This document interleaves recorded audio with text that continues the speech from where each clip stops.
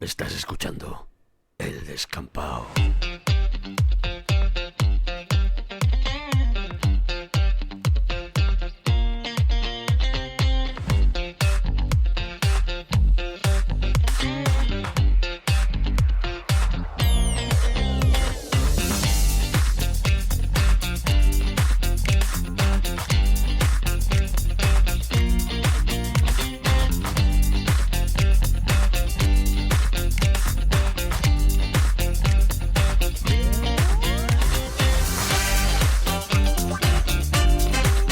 Bienvenidos al Descampado.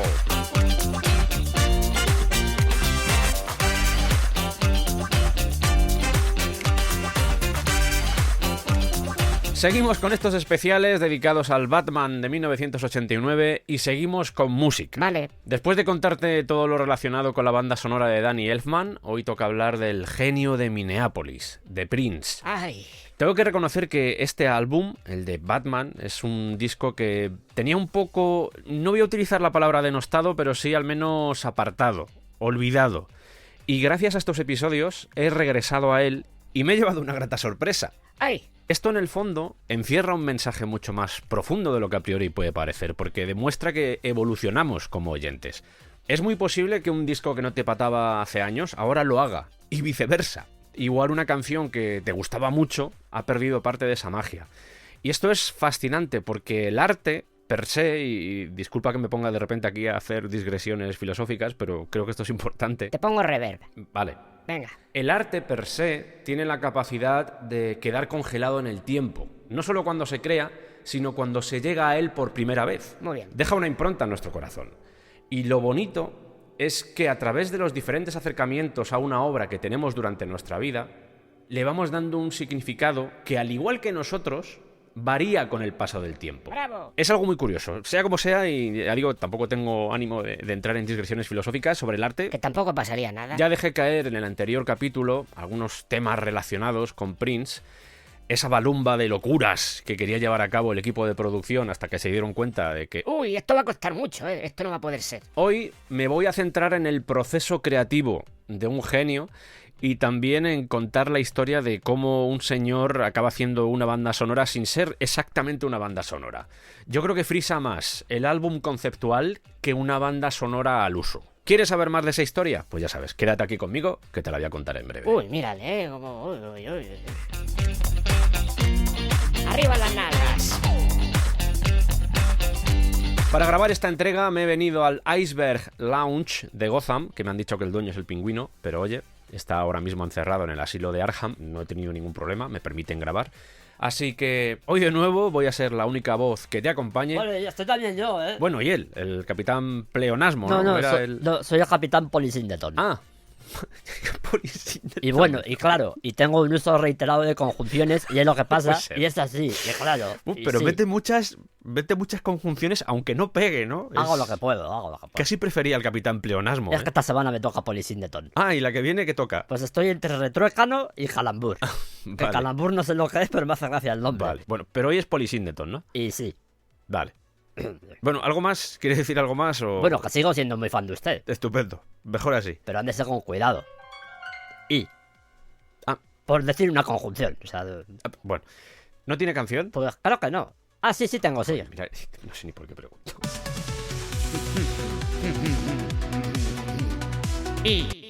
¿Ya está? Es el single. Bueno, antes de ir con toda esta ordalía en la que se vio sumido Prince para sacar adelante este proyecto, te voy a dejar 20 segundos y voy a aprovechar para poner de fondo la pieza Mi madre, la oca, de Maurice Ravel, porque es bonita. ¿Cómo estás? Cuéntame, tienes 20 segundos, aprovechalo. María, cuánta presión. Pues 30, venga.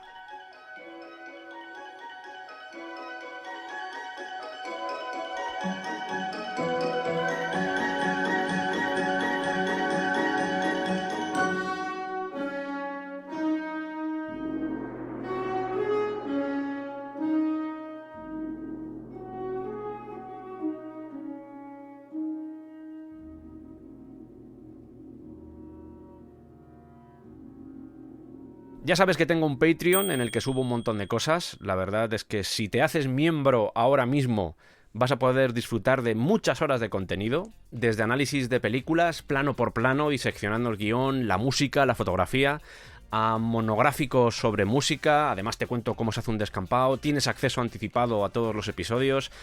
Recuerda que ahora mismo este proyecto se financia gracias a ti, gracias a vosotros, los oyentes. Así que yo te animo a que te unas a patreon.com, buscas el descampado y contribuyes con lo que quieras. Es que te va a molar mucho y sé que lo vas a disfrutar. Con tan solo un poquito al mes, colaborarás a que esta persona pueda seguir haciendo todo esto. Yo me llamo Sergio, esto es El Descampado, y preparad vuestras lluvias púrpuras. No, hombre, lo de preparar las batutas del episodio anterior ya estuvo feo, hombre. Perdón, preparad vuestras lluvias púrpuras que empezamos. El tío lo ha dicho otra vez. Joder.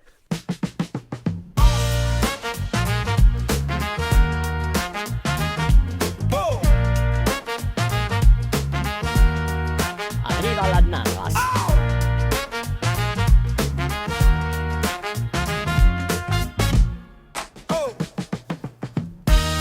Y un buen punto de comienzo para relatar toda esta aventura es regresar a donde lo dejamos en aquel lejano programa dedicado a Purple Rain. Recuerda que está disponible en todas las plataformas, es además de los largos, de los muy largos, posiblemente el más largo que tiene El Descampado, y ahí te cuento muchos detalles sobre la vida y obra de Prince. Como digo, Purple Rain, tanto el disco como la película, supuso el primer encuentro con alguien que tendría mucha importancia en la vida del artista. Albert McNally, que no solo dirigió el film, sino que también, a través de lo que se narra en el metraje, conformó una mitología alrededor del personaje. Muy buena rima, muy buena rima. La producción había funcionado muy bien en los cines, el disco había sido un éxito y el single When Doves Cry se convirtió en número 1.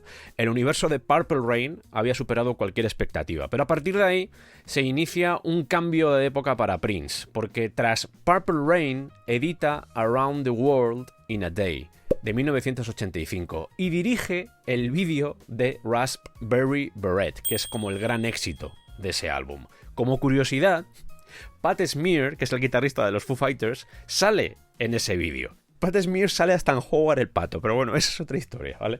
Cuando el siguiente proyecto de Prince se pone sobre la mesa, Warner Bros. Le dice: Tienes carta blanca, puedes hacer lo que te dé la gana. Pues me gustaría hacer una película que sea una screwball comedy en blanco y negro Ah. y que se llame... Under the Cherry Moon. Eso. Y así en 1986 aparece este film, que además está dirigido por él, o eso es lo que se suele contar, en realidad está codirigido junto al director de fotografía, que es Michael Ballhaus, que es el director de foto de uno de los nuestros, del Drácula de Coppola, de Infiltrados, ha trabajado mucho con Scorsese, es un director de fotografía muy valorado, y de hecho una de las cosas que destaca más de este film, de Under the Cherry Moon, es precisamente la fotografía. Me preguntaréis, ¿Está bien la película? y yo responderé, no lo sé.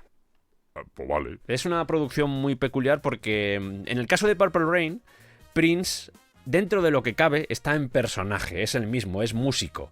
Los datos sobre su vida, los datos personales, no son como se muestran, pertenecen a una ficción, pero es Prince, tú ves a Prince ahí. Hola. En cambio, en Under the Cherry Moon, lo que sucede es que interpreta a Christopher Tracy. Hola. Y por mucho que se empeñe, al menos a mí, sigue teniendo el carisma de Prince.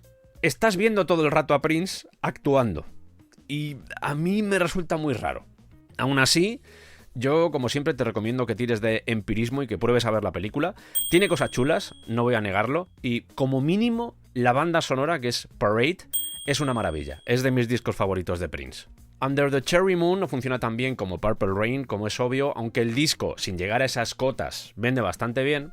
Llegamos a 1987, donde no solo edita un álbum doble llamado Sign of the Times, que es también buenísimo, sino que también estrena una película con el mismo nombre y con las canciones del álbum, menos pretenciosa que Under the Cherry Moon, no deja de ser un concierto con algunos añadidos, pero es un concierto filmado, eso sí, filmado en cine. Si tenéis oportunidad de verlo, no dejéis pasar la ocasión porque merece mucho la pena. Se ve muy bien y además es una forma de degustar lo que era un concierto de Prince, con coreografías, con luces, con todo. Es impresionante. Se llama igual que el disco, Sign of the Times. ¿Y qué tiene de especial este Sign of the Times? Que, a pesar de que normalmente se sitúa a Prince como director de la película, en realidad la codirigió, una vez más, con Albert Magnoli. Junto a Dave Hogland. Esto representa el regreso de Magnoli a la vida del artista 3 años después del éxito fulgurante que había sido Purple Rain. Esta es una época aciaga para Prince porque, entre otras cosas, sucede todo el lío del Black Album, que se edita, pero él pide que se retire de las tiendas. Bueno, igual algún día contamos la historia del Black Album, pero me voy a centrar en la siguiente producción, Lovesexy, que es de 1988, porque ese es nuestro destino. Por poner números, el disco 1999 había vendido más de 4 millones. Y Sign of the Times, considerando que era un disco doble, que también hay que tenerlo en cuenta porque es más caro, no llegó a los 2 millones. Que hay que venderlos, pero para Warner no era suficiente.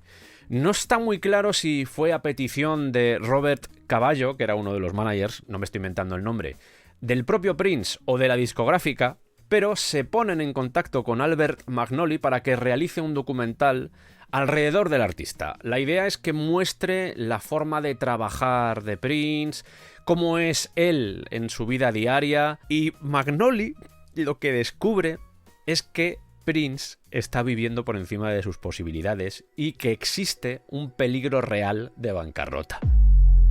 La gira de Lovesexy estaba siendo un éxito. Llegó a llenar 7 Wembley Arena, que no es lo mismo que el estadio. El estadio caben, no sé si los conciertos eran de 70.000 personas, en este caso estamos hablando de 12.500, 13.000, pero aún así hay que llenar 7 fechas seguidas en un sitio así.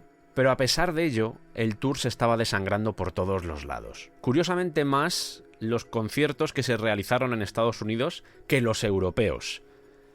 A finales de 1988, la situación económica de Prince como empresa no es nada halagüeña.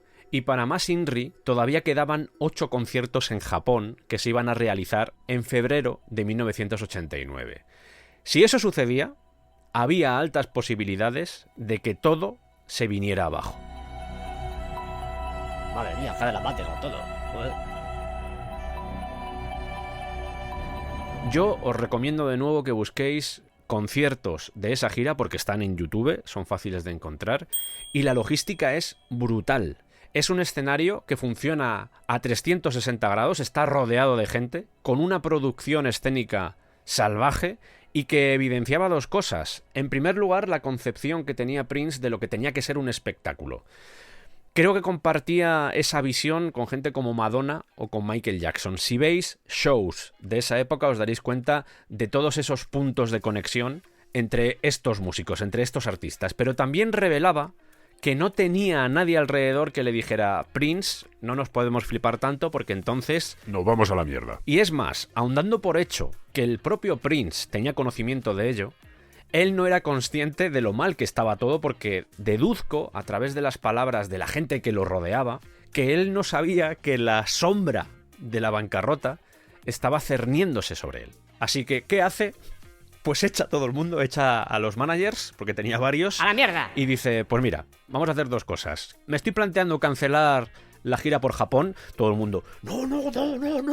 Y también creo que me voy a coger unas vacaciones y me voy a ir a París, a Francia. Hombre, Prince, hombre, no sé. No te estoy pidiendo opinión, ¿eh? Como digo, finales de 1988, y Prince se acerca a Albert Magnoli, lo mira a los ojos, Estoy mirándolo a los ojos. Magnoli le devuelve la mirada, Prince sonríe Eh, y le dice... ¿Quieres ser mi manager? Claro, la primera reacción de Magnoli es: perdón, ¿quieres que hagamos una película? ¿O tu manager? ¿Cómo que tu manager? Pues mira, he trabajado ya contigo, me gustó la experiencia, eres un tío responsable y creo que podemos hacer cosas chulas juntos. Magnoli guarda silencio durante unos segundos y le responde: vale, Va a llegar el pero, ¿a que sí? pero con 2 condiciones. Ya sabía yo. En primer lugar, bueno, tú sabes que siempre he sido muy honesto contigo. Nuestra relación se basa en eso, ¿no? Claro. Quiero poder seguir siendo sincero contigo y si veo que estás cometiendo un error, poder decírtelo sin temer que te cabrees, me eches o lo que sea. Vale.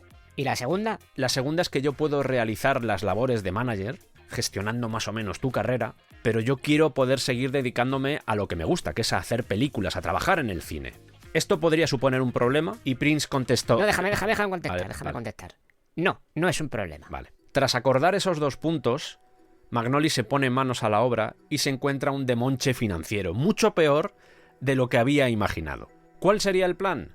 intentar generar ingresos sin grandes excesos para evitar que las diferentes compañías interesadas en Prince no quisieran involucrarse en sus nuevos proyectos. Es decir, con este tío no trabajo porque es problemático y sé que voy a perder dinero. El objetivo era decir, no, somos una empresa que funciona, así que podéis confiar en nosotros. Vamos a dejar a McNally, vamos a dejar a Prince en esa habitación, vamos a coger nuestra cámara, nos vamos a alejar, de repente vemos la azotea del edificio y vamos a viajar a un despacho de Warner Bros. Music. Allí hallamos a Gary Lemel, uno de los gerifaltes de la compañía. Estamos a finales de 1988 y las sensaciones con Batman son buenas. De hecho, ya están pensando en que puede convertirse en una franquicia. Por narices, vaya, por narices. Y tenían claro que para la banda sonora necesitaban un artista de mucho éxito. Y si es de Warner, pues mejor todavía. Cuando empiezan a revisar los dailies es el material sin montar que está capturado durante el rodaje, se hacen visionados para ver si ha quedado bien, no hace falta rehacer algo, se dan cuenta de que el Joker siempre va vestido de morado, que los coches son morados y todo apunta de repente a Prince. Esto es lo que cuenta Gary Lemel. Puede sonar un poco ridículo, pero a veces las cosas suceden así. Pues sí. Además, se daba la coincidencia de que Prince estaba dentro de Warner Bros. Miel sobre hojuelas. Tenemos a un tío de la compañía y encima la película también va a ser con Warner. Bueno, vamos a contactar con Prince. Matt Larson, que por esta época era el jefe de equipo del estudio de grabación de Prince, que se llama Paisley Park, es un estudio de grabación, pero también es una casa, una mansión, es muchas cosas. Se cuenta la leyenda, que es cierta, de que había micrófonos en todas las habitaciones por si acaso a Prince se le ocurría alguna idea. Esto es real, al menos había conectores para poder hacer eso. Bueno, pues Matt Larson, que es el jefe de ese lugar, había escuchado que Jack Nicholson tenía un Corvette. Que Prince tiene la canción de Little Red Corvette. Y que a veces iba al plató de rodaje con él. Además, le gustaba mucho la música de Prince y me puedo imaginar que entraba en el aparcamiento con esa música a todo volumen. Es posible... Y digo es posible porque de esto existen muchas versiones y no son nada claras, porque vete a saber. Es posible que Jack Nicholson le dijera a Tim Burton, oye, ¿por qué no usas para estos momentos de la película estas dos canciones? 1999 y Baby I'm a Star. Yo creo que podemos hacer algo con ello. Otra versión dice que fue el propio Burton el que eligió esos temas para usarlos en la película. También está la versión de que fue la propia productora la que obligó a Tim Burton a utilizar temas de Prince.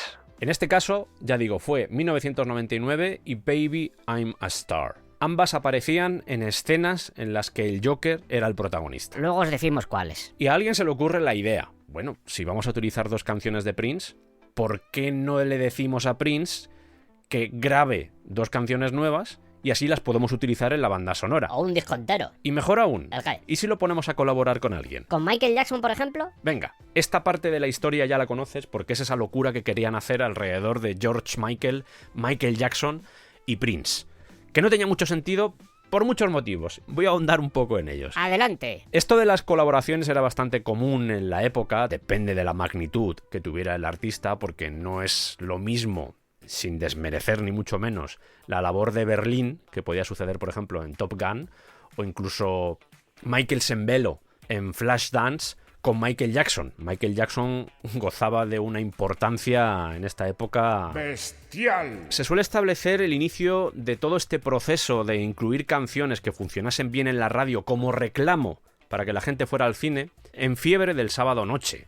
No sé si habéis escuchado esa banda sonora, pero tiene un montón de artistas, sin ir más lejos, a los Bee Gees, Tavares, Kool and the Gang, Ralph McDonald, The Tramps, Casey and the Sunshine Band, y estaba claro que funcionaba, sobre todo auspiciado por la llegada de la MTV, porque si podías colar la canción de tu peli en la MTV, eso ya era publicidad, entre comillas, gratis. Te estabas aprovechando de un medio que a priori no te pertenecía para hacer marketing de tu producción. No solo había que convertir la película en un evento, sino en algo comercializable. ¿Y cómo podemos aprovechar al máximo algo como Batman? Captando la atención del público. ¿Os imagináis juntar a Michael Jackson con Prince? Eso sería la bomba. Claro, como ya comenté, Michael Jackson estaba en Epic, y Epic es de Sony, así que esto pronto se vino abajo. También te digo que a Michael Jackson no creo que le hiciera mucha falta esto, pero a Prince sí le hacía falta.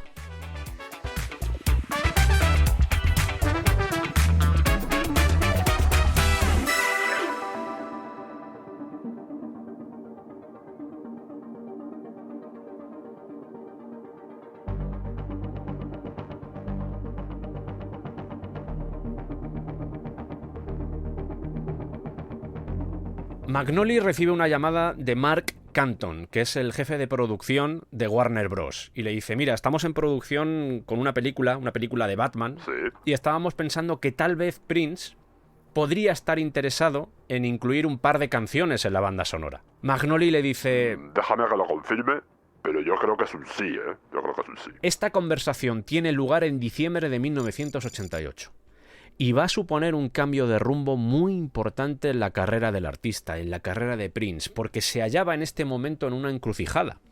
Tenía una serie de metas financieras, artísticas y personales que ahora mismo estaban casi en entredicho. No estaba en su mejor momento, por muchos motivos. Magnoli va a Prince y le dice, yo creo que son todo ventajas. En primer lugar, esto te va a dar beneficios sin que tengas que exponerte con un álbum propio. ¿Por qué? Porque este sería el disco de la película, no un disco de Prince. Además, no va a hacer falta que te promociones a ti mismo. Lo va a hacer Batman. Es la película la que va a amplificar la visibilidad que va a tener tu música. Imagínate, podemos sacar un disco en el que haya canciones tuyas sin vulnerar el contrato con Warner Bros. Esto es algo que también comenté en el programa de Purple Rain, pero la capacidad creativa de este señor era gargantuesca. Saturaba el mercado, producía más de lo que podía llegar a las tiendas. A finales de los 80, las compañías no podían absorber más de un álbum cada 2 años, sobre todo hablo de artistas grandes. Entre otras cosas porque se invertía mucho y para recuperar todo ese dinero, pues necesitaban un recorrido más largo de lo normal, añadido a que gente como Prince, gente como Madonna, hacían giras bastante largas, recorriendo prácticamente todo el mundo. Esa era la forma de trabajar normal, pero no era la forma de trabajar de Prince. Si hubiese sido por Prince, seguramente hubiese sacado 2 discos por año. Pero no era lo habitual. Y por supuesto en Warner no querían que hiciese eso. Era como, no sacas un disco, haces la gira, pero no nos saques 5 discos en el mismo año porque no hay forma de que podamos sufragar eso. Por ese motivo sigue saliendo música de Prince a día de hoy, porque compuso tanto y las cosas las iba guardando que estamos en 2025 y no es sorprendente que aparezca una canción nueva de 1985. Por no hablar de lo que hacía para otra gente, por no hablar de los diferentes proyectos que a veces ni siquiera utilizaba su nombre, muchas cosas, ¿vale? Muchas cosas. Hay que tener en cuenta que Magnoli ya había trabajado con Prince, había hecho Purple Rain y era muy consciente de sus capacidades. Gracias a esta película, gracias a lo que se va a mostrar en ella, vas a poder expresarte creativamente. Y Prince le dice, no hace falta que me cuentes todo esto, no hace falta que me convenzas. ¿Por qué? ¿Por qué Prince estaba convencido? Porque era fan de Batman. Esto que estás escuchando es una entrevista que le realiza Oprah a Prince. Y le pregunta, ¿recuerdas cuál fue la primera canción que aprendiste al piano? Y Prince, sin dudarlo, se pone a tocar la sintonía de Batman de 1966, la serie de televisión. Yes. Do you remember your first song? Yeah. You do? Yeah.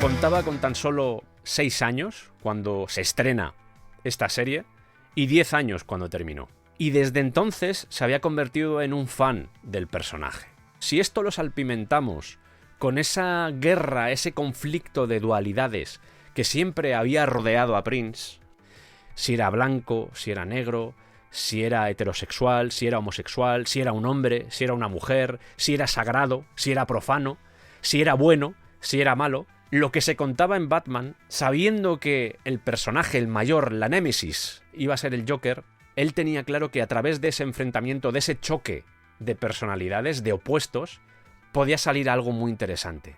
Era fan, se sentía interesado por toda esta miriada de dicotomías, pero también suponía un reto muy especial para él, porque por primera vez iba a trabajar bajo la visión artística de otros. Hasta ese momento él había hecho bandas sonoras, había hecho la banda sonora de Under the Cherry Moon, de Purple Rain, de Sign of the Times, pero eran sus películas, era su paracosmos, pero aquí iba a tener que trabajar bajo el prisma de otro creador.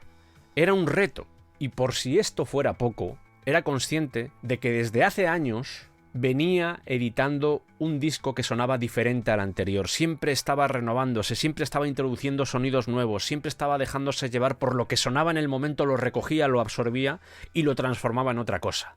Y esta vez, este disco, que iba a ser el 11º, que se dice pronto, tenía que ser de nuevo una demostración de ese ansia, de ese hambre por evolucionar constantemente en su música. Es posible que te estés planteando, seguramente no, pero bueno, voy a pensar que sí, que te lo estás planteando. Lo que te venga mejor. Pues son todo ventajas, esto es maravilloso. Y no, existía una desventaja muy importante. Vamos a ver unas cuantas en el futuro, pero creo que la más significativa en este punto es que los ejecutivos de Warner no sabían qué música tenía que ser, no sabían la dirección, y lo de Prince y Batman sonaba muy bien, pero no fueron capaces de darle ningún tipo de dirección. No sé hasta qué punto lo necesitaba Prince, sinceramente, porque era un ente independiente, era capaz de trabajar a su propio ritmo, pero todas las sugerencias tenían que salir siempre de Paisley Park, no precisamente de Warner. Se ya ha compuesto 17 canciones. No, porque todavía no te han invitado a Londres. Ah, me estaba adelantando la historia, ¿no? Un poco. Bueno.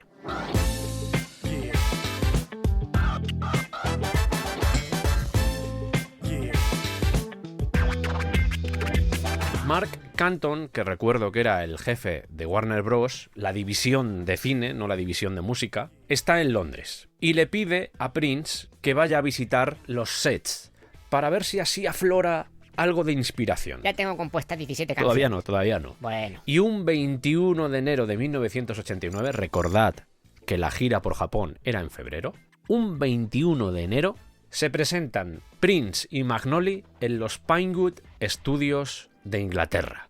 Y lo que allí encuentran les vuela la cabeza. Se han construido una puñetera calle entera. ¿Pero qué es esto? Hay fotografías, por cierto, de este encuentro, de esta visita de Prince a los estudios de rodaje, y todo parece indicar que este fue uno de los primeros encuentros de Prince con Kim Basinger, que terminaría siendo su novia. Les hacen la visita guiada por las calles, entre comillas, de Gotham, pero también les enseñan lo que han estado rodando y confirman que efectivamente han utilizado dos canciones del artista en el premontaje de la película, 1999 y Baby I'm a Star. Tanto Magnoli como Prince se dan cuenta de que el tono de la película difiere bastante de la serie del 66, no tiene nada que ver. Esto es curioso porque con el paso de los años, esta versión de 1989 ha adquirido ese aspecto campi tan criticado en la serie del 66, pero en este momento, en este final de década de los 80, el tono era muy umbrío comparado con lo que todo el mundo estaba acostumbrado. En esa visita, en ese tour a través de las calles, Prince se da cuenta de la presión que tiene sobre los hombros Tim Burton y le pregunta directamente: Tim, yo sé que ahora mismo estás con muchas cosas, pero ¿qué necesitas? ¿Qué te viene bien para esta película? Ahora mismo abrir el grifo de la ducha y llorar, básicamente. Comen juntos, conversan y al menos Prince se va con una idea más amplia, más desarrollada de lo que realmente requiere la producción.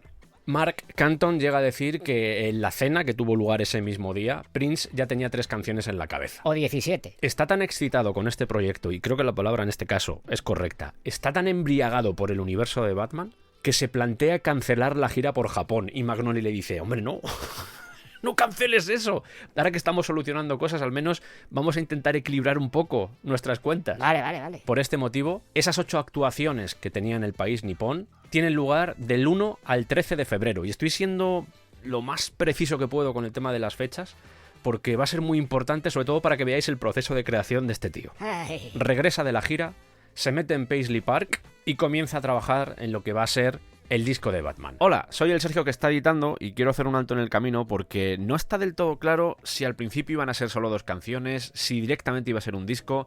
He encontrado mucha información al respecto y ya digo que no sé en qué momento la idea cambia porque todo sucede muy rápido, así que quédate con la idea de que ahora mismo le están pidiendo un disco. Lo primero que hace es seleccionar 3 canciones que había grabado en 1988, sí, estaba haciendo reciclaje.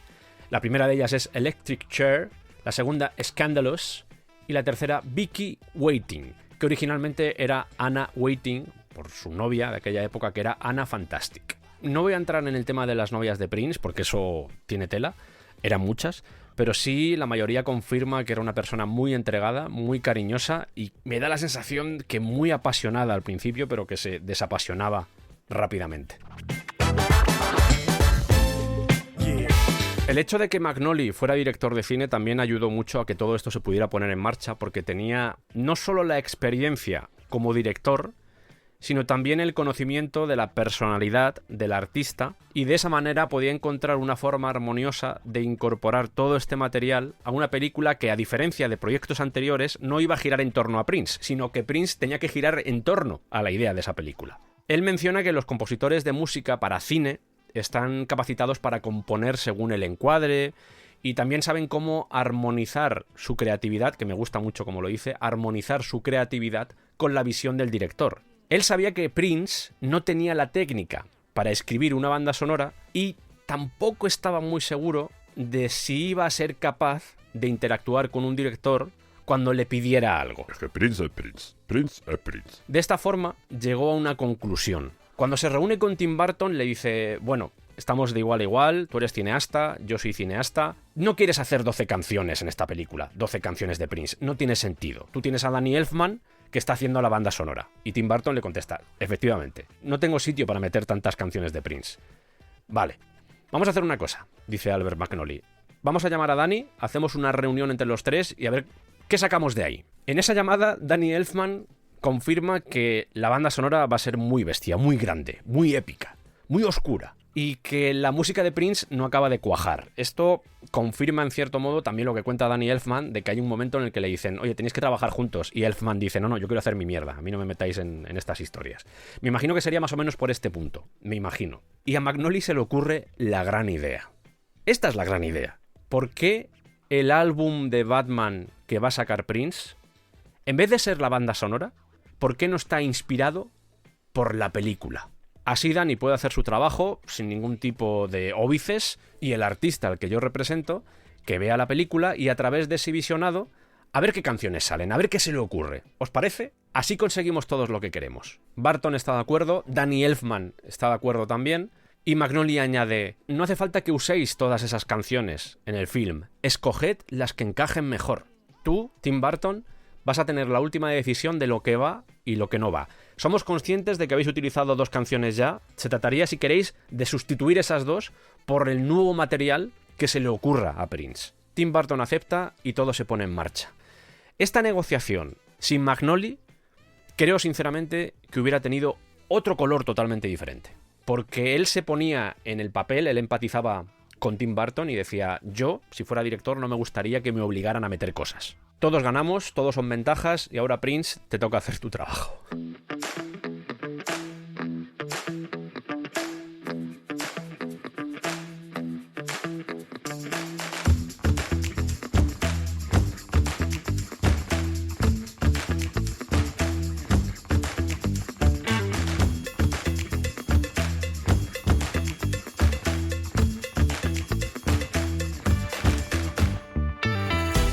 El señor Warner dice... ¿Estás capacitado para hacer un álbum basado en Batman? Sí, vale, pues estupendo. A nosotros también nos interesa que tú lo saques porque eso nos va a dar dinero y además lo hacemos bajo el paraguas de la película. Estupendo. Pues venga, hazlo. Ya, pero tendré que ver la película. No, pero si has estado ya en Londres, ¿no? ¿No te vale? Pues hombre, no. Necesito verla lo más terminada posible. Vale, pues hablamos con Tim y que te haga llegar de alguna forma pues una copia, un montaje preliminar que pueda servirte. Vale. Y efectivamente se lo hacen llegar.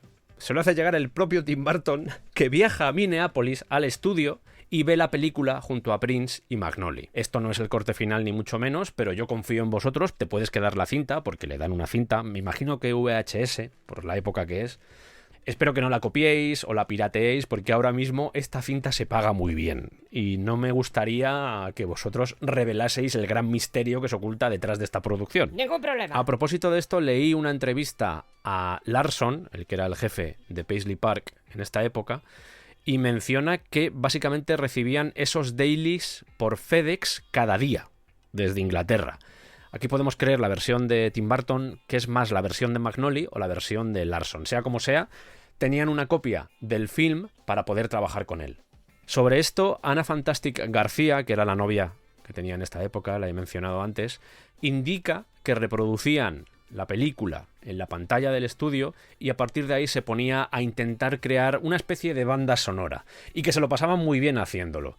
Estamos en unos años en los que el artista, el músico, estaba muy sumergido en todo el movimiento del hip hop, de los samplers, y por ese motivo, ya que le habían dejado allí la copia de la película que no tenía, por ejemplo, efectos de sonido, que no tenía música y que tampoco había pasado por el proceso de ADR, que es cuando se añaden esas voces que igual no se han registrado bien en el micro. Resumiendo, la cosa no sonaba demasiado bien. Eso a Prince le da igual y dice, joder, yo puedo extraer algunas de las frases que se dicen en el film y les puedo sacar partido en mis canciones. Y efectivamente eso hace.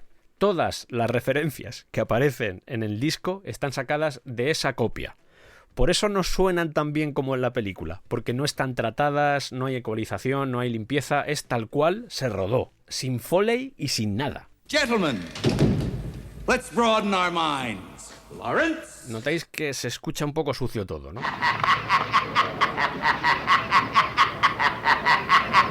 Stop. Michael Keaton, que por cierto dice eso de Let's Get Nuts, que es lo que dice Prince en Let's Go Crazy. Todo este proceso de samplear voces refleja en el fondo la forma que tenía de trabajar Prince, que era a chorro, era a presión, como si fuera un torrente de agua que golpea contra una pared. No, él no esperaba, no tenía paciencia, él simplemente creaba. No contaba con los medios de mayor calidad, con la copia final, por decirlo así, pero a él le daba igual. ¿Qué sucedió? Que se puso a hacer tantos experimentos con esos sonidos, duplicaba, recortaba, mezclaba, que cuando llegó la película terminada, dijeron, vamos a tardar más en volver a hacer lo mismo que en dejar las cosas como están. Así que bueno, tampoco suena tan mal, nos vale así. Pero Prince, lo habrás dejado apuntado en algún lado todo lo que has hecho, ¿no?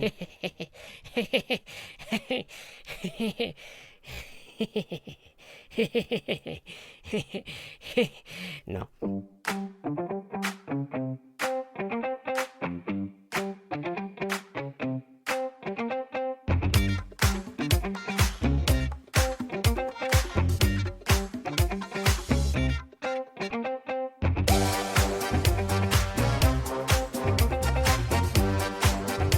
Siguiendo esta senda que he abierto sobre el tema del hip hop, Larson señala que antes de meterse de lleno con este disco de Batman, estaban trabajando en otro que se iba a llamar Rave Unto the Joy Fantastic, que es un álbum que salió en 1999. De hecho, cuando actuó en Séptimo de Caballería, en el programa que se emitía en televisión española, era presentando precisamente ese disco. Por cierto, aprovecho para decir que en Patreon grabé un vídeo analizando toda esa actuación. Lo dejo ahí. Pero ya digo, no tiene nada que ver con lo que llegó en 1999, pero el título ya lo tenía en la cabeza en este 1989, 10 años antes. El género sobre el que estaban trabajando era el hip hop, o al menos, insisto, eso dice Larson. Y algunas de las canciones que terminaron aquí estaban presentes ya en ese Rave Unto the Joy Fantastic. No sé hasta qué punto esto es fiable, pero es Larson el que graba aquello de Get the Funk Up que suena en Bad Dance, que al principio iba a ser Get the Fuck Up, pero lo tuvieron que cambiar porque dijeron, oye, que Batman va a ser una película destinada a la familia, va a haber mucho chaval, y lo de meter de repente Get the Fuck Up igual queda un poco raro. Pero el que grita se supone que es Larson. A finales de febrero, recordad cuando comenzó todo esto, que el 21 de enero estaba en Inglaterra viendo los sets. Bueno, pues a finales de febrero Prince completa lo que va a ser la primera configuración de su álbum. Propone reemplazar 1999 con una canción, a priori, no me fío mucho de este dato, pero bueno, es lo que he encontrado, que se llamaba precisamente Rave Unto the Joy Fantastic, y Baby I'm a Star, que era el otro tema que había usado Barton en ese primer montaje, con uno llamado 200 Balloons. Barton escucha estos temas y no le cuadra. Prefiere 1999 y Baby I'm a Star. Si no eres capaz de ofrecerme algo mejor, lo siento mucho, pero voy a tener que ir a por esas, que al menos realizan la función que necesita la secuencia en ese momento.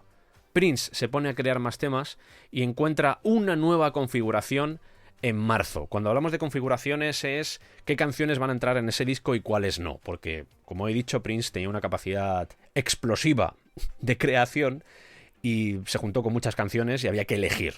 Esta segunda configuración que presenta de temas es la definitiva, quitando una canción. hay un tema que no termina de convencerlo. Lleva barruntando desde hace semanas, tampoco muchas, porque ya veis que el proceso de grabación ha sido minúsculo, han sido semanas, 6 semanas. Va a crear y grabar este disco en 6 semanas prácticamente, pero como digo, hay un tema que no termina de funcionar. Una composición llamada Dance with the Devil, que coincide con la frase famosa que dice Jack Nicholson antes de matar a sus víctimas, no a todas, pero a algunas de ellas, que le suena demasiado oscura, demasiado entenebrecida.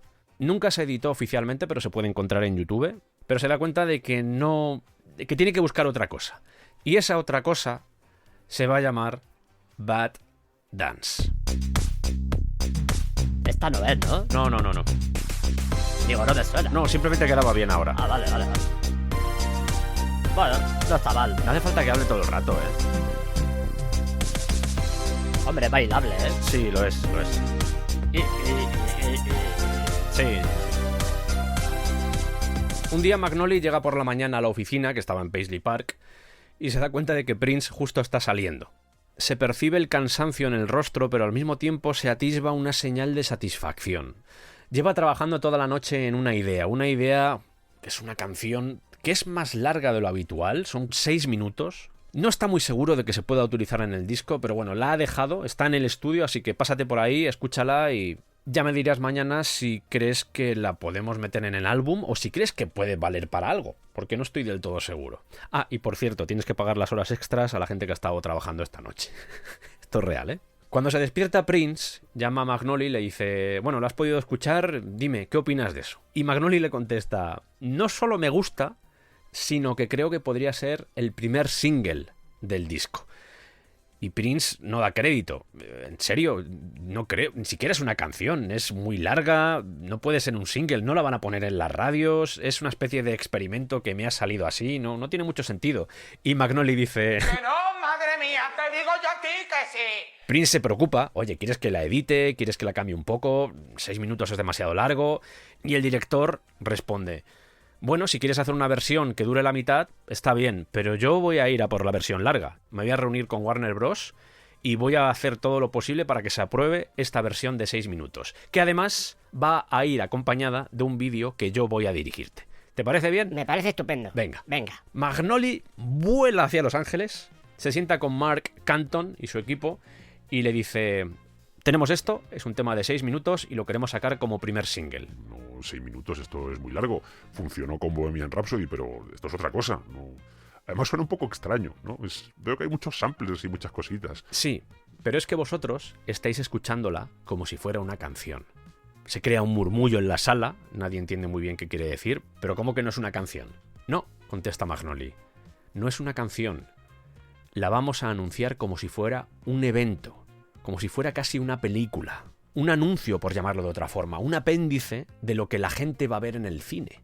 Durante unos segundos se produce un silencio en aquella habitación y no hace falta que os explique cuál fue la decisión que tomaron.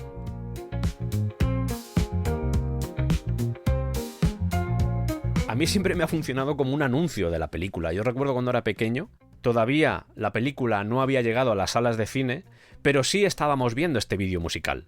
En esa fiebre que nos poseyó a todos en esa época, Bad Dance, más allá de que fuera una canción buena o mala, representaba esa conexión con lo que íbamos a ver sentados en una butaca. No era exactamente Batman, aunque salía, y eso nos flipaba mucho, pero era lo más cercano que teníamos. Y estas reacciones, que pueden sonar asaz desnortadas, porque lo son, podemos atribuírselas en primer lugar a la edad, porque en muchos casos yo por lo menos era un niño, y en segundo lugar, que se nos había plantado una semilla en el cerebro que, visto a día de hoy, toda la campaña de marketing, ver el logo en cualquier lugar, hablaremos de esto cuando nos centremos en la Batmanía, pero teníamos una semilla ahí y estábamos con unas expectativas que cualquier cosa que oliera a Batman nos volvía absolutamente locos. El logo se convertía casi en el experimento de Pavlov con el perro, o sea, era increíble. Y a mí Bad Dance... por lo menos, incluso en esos años, pero después, no es ni mucho menos el mejor tema de este disco, pero cumplió su función. Y además sirvió, más allá de que tenga esas referencias al Batman de 1966 con el Batman que mete Prince en modo de homenaje, también se tornó en una especie de carta de amor, de sintonía, que el propio Prince había escrito para el personaje.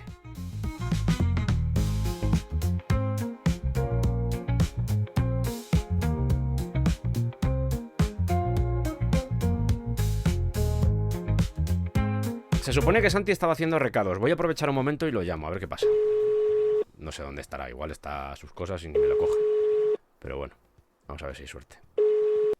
Santi, Dígame, ¿qué haces, tío? ¿Dónde estás? pues me pillas en la sala de espera de Arkham, que estoy esperando que me dejen entrar porque, bueno, tengo unas cosillas que hacer aquí. ¿Qué cosas, Santi? Pues mira, a ver, es que esto es complicado, ¿vale? Pero te explico. Venga. La tía de 2 caras es vecina de mi madre, Sí. ¿vale? Y me ha dado un tupper de croquetas, ya que venía aquí a Gotham, para que se los lleve al muchacho. Y bueno, pues aquí me ves, con un tupper de croquetas, rodeado de gente rara, esperando que me abra la puerta. ¿Esos son gritos de fondo, Santi? Sí, lo que pasa es que podemos discutir de qué son esos gritos. Ah, Es todo muy confuso. vale. Bueno. Ok, bueno. Para el siguiente viernes, ¿no? A ver, todo depende de que le gusten las croquetas o no a 2 caras. Esto se puede poner complicado. Yo las he olido, huelen bien. Pero yo qué sé, ya sabes que aquí todo depende de la monedita. Bueno, pues disfruta por allí con tus cosas, sean las que sean. Venga, machote, que ya te llamo si salgo de aquí. Estupendo. Hay unas declaraciones de 1992 de Tim Burton en la Rolling Stone en las que dice que Prince es uno de sus artistas favoritos. De hecho, antes de que colaborara en la película había estado viendo 2 conciertos en Londres, recordemos que dio unos cuantos, pues Tim Burton estaba entre el público y que le parecieron de lo mejor que había visto en su vida. El problema que él tenía con Prince no estaba tan vinculado a su capacidad artística, sino que pensaba que su música iba a desfasar la película. Recordemos que el film en sí no está encuadrado en ninguna época, bebe de muchas. Esto lo estuvimos comentando cuando hablamos de la ciudad, de Gotham. Te contamos todo lo relacionado con las diferentes influencias artísticas que tenía la construcción, la creación de esa ciudad. Y Tim Burton quería residir ahí, pero la música de Prince lo llevaba a los 80. Según menciona en esta entrevista, estuvo presionado por los productores y también me imagino que por la división de música de Warner Bros. A introducir temas de Prince. Había tanto dinero en juego que era imposible luchar o contradecir a esos puntos de presión. Y por ese motivo, las canciones de Prince terminaron en la película. Y se suele decir que solo hay 2. En primer lugar, Party Man, que es la canción que suena cuando el Joker y sus secuaces entran en el museo a destrozarlo, básicamente. Y luego Trust, que es lo que escuchamos durante el desfile del Joker. Esas son las 2 canciones que en principio todos tenemos localizadas, pero hay 2 temas más. En primer lugar, The Future, que suena de fondo al principio de Batman, justo cuando la familia de turistas está buscando un taxi. Si prestáis mucha atención, os daréis cuenta de que The Future está ahí. Taxi! Taxi! Ahí entra. Taxi! Wait! Let's go fast. Come on. Get down the road. Come on. Y también podemos escuchar Electric Chair cuando Alexander Knox está entrevistando a la gente durante la gala de recaudación de fondos que tiene lugar en Wayne Manor.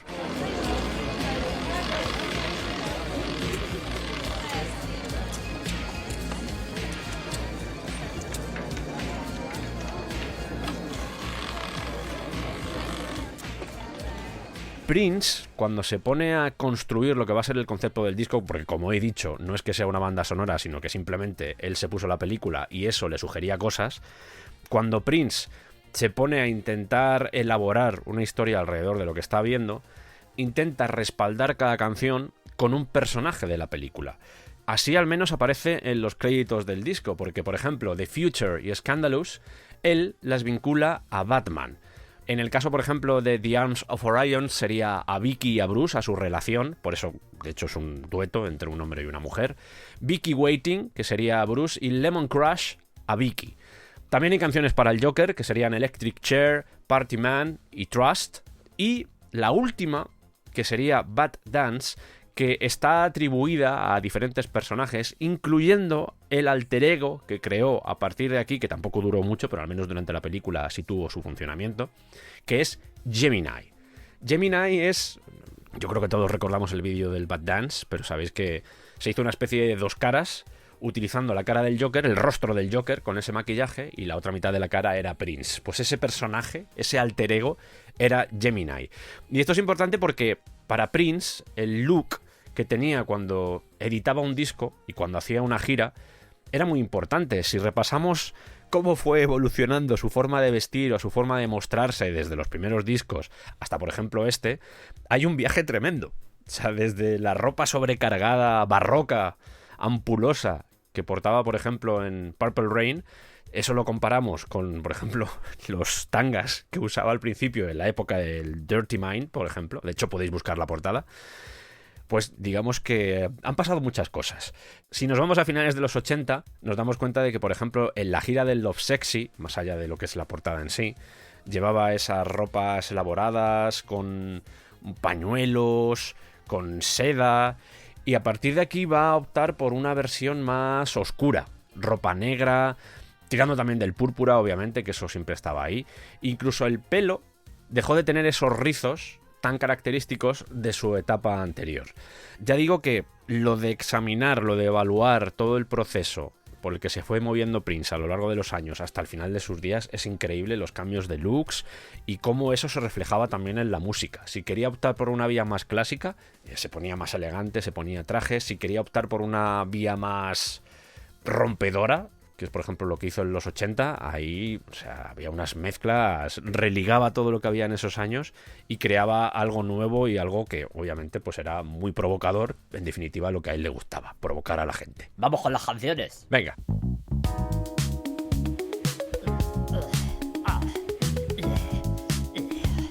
Conjunciones. ¿Tiene que hacer eso de verdad? Conjunciones. No, me está dando un poco de asco, ¿eh?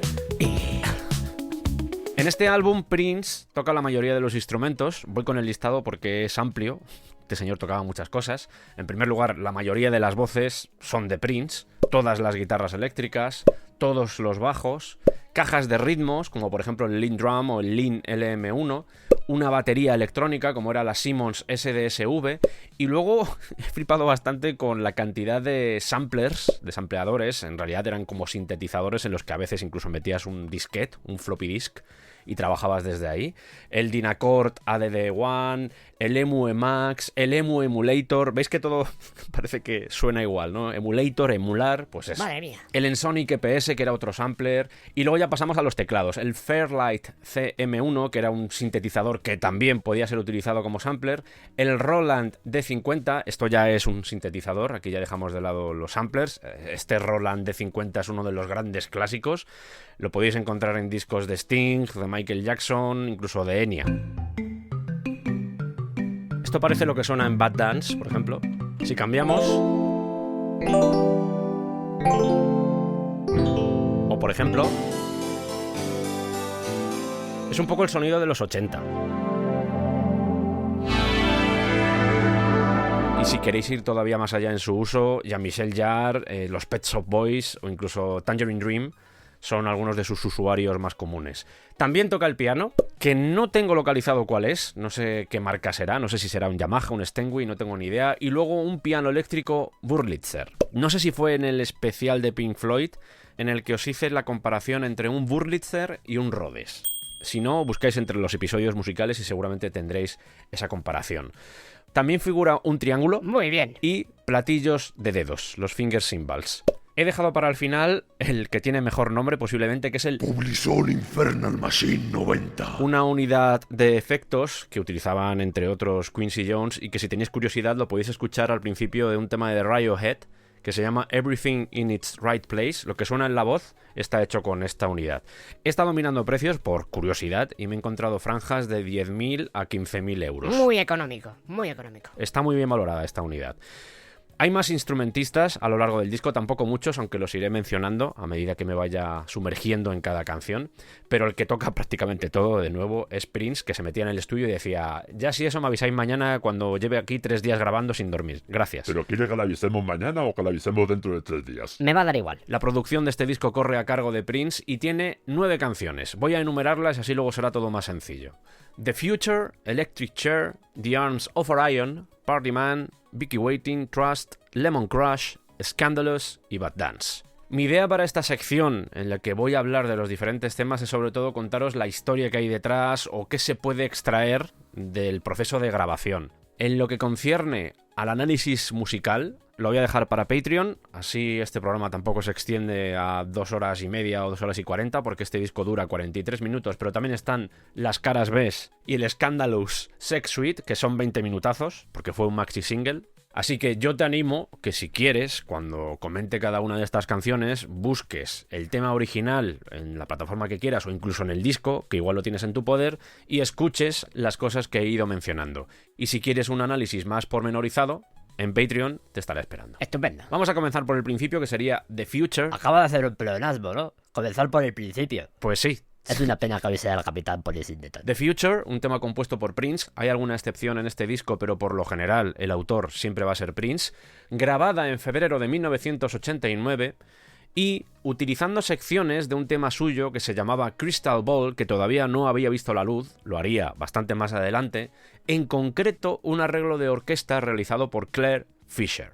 También se amplió las voces del coro Sounds of Blackness, que estaba dirigido por Gary Hines, con el que, además de una relación musical, también la tenía personal, eran colegas, y Gary Hines comentaba que cada vez que hablaba con él, siempre lo llamaba por su nombre entero. Oye, Gary Hines, ¿me pasas el azúcar? Oye, Gary Hines, te vas a caer. Oye, Gary Hines, se me ha ocurrido una idea para una canción. Oye, Gary Hines, ¿podrías hacer un arreglo para...? Oye, Gary Hines, pásate por el estudio móvil. Gary Hines. No lo hacía con nadie más, solo con este señor. Me imagino que porque le sonaba muy bien el nombre o algo así.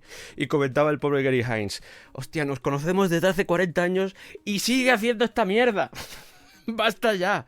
A veces lo llamaba a las 4 de la mañana. Oye, Gary Hines. Y Gary Hines era... ¡No, por Dios! Bueno, eso de que te llamara Prince a las 4 de la mañana era bastante común, porque como para él no existían las horas, los días eran de 34 horas, pues sucedía eso. Como iba diciendo antes de entrar en esta boutada alrededor de la figura del pobre Gary Hines, al que le mando un fuerte abrazo, esta composición de Future salió como single solo en Europa el 18 de mayo de 1990 y contenía algo único en la discografía de Prince. En la cara B venía una remezcla de la canción. Prince no era nada proclive a dejar su música en manos de otros, a que otros pudiesen remezclar sus canciones. Y en este caso, el que lo hizo fue William Orbit. Deduzco que sucedió porque William Orbit supo captar muy bien, y eso con que busquéis estas remezclas, porque remezcló más temas, os vais a dar cuenta de que captaba bastante bien la esencia de las piezas originales. Te he mencionado antes que esta canción de Future aparece mientras aquella pareja que va con el niño camina por la calle al principio de la película. Y de hecho, Prince utiliza algunos sampleados, como es la presentación del propio Batman. No sé si recuerdas que coge a uno de los maleantes que ha robado a esa familia, lo sujeta y le dice: quiero que hables a tus amigos de mí. Y le pregunta al otro: ¿pero quién eres? Y contesta: soy Batman. Pues eso está sampleado en la canción. A modo de recordatorio, cada una de estas canciones está escrita desde el punto de vista de un personaje, y esta en concreto está escrita desde el punto de vista de Batman, con una visión sobre el futuro, sobre la propia Gotham, muy pesimista, pero dejando la puerta abierta a la esperanza a través del propio cambio personal que tienen que hacer sus ciudadanos. Incluso llega a introducir elementos mesiánicos en la figura de Batman, diciendo que él está dispuesto a sacrificar todo, incluido su propio cuerpo, para salvar su alma. Es una buena presentación, a pesar de que él entiende a Batman desde un punto de vista muy religioso. Al final eran sus creencias y es normal que las plasmara aquí, porque lo que vamos a ver a lo largo de este disco es la continua lucha entre el bien y el mal.